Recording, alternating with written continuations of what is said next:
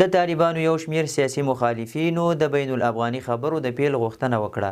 د طالبانو د حکومت مخالفو لویو سیاسي ډلو مشرانو په یوه ګډه غونډه کې د افغانستان د کړکېچ حل لپاره د بین الافغاني خبرو اترو غوښتنه وکړه. محمد حنیف اتمر، عبدالرشید دوستم، عطا محمد نور، محمد محقق، محمد یونس قانونی، سرور دانش، احمد مسعود، جنرال تادین خان او یو شمېر نورو سیاسي شخصیتونو چې له افغانستان څخه بهر ژوند کوي په دې غونډه کې ګډون وکړ.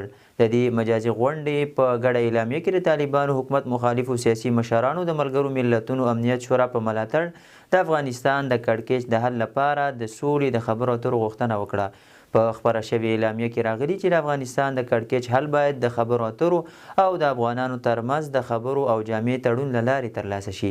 سرچینو شال ټلویزیون ته تایید کړی چې ایران د دې اجماع په رامنځته کولو کې مهم رول لوبولی او احتمال لري چې دا پروسه به د نورو هیوادونو لخوا هم ملاتړ شي.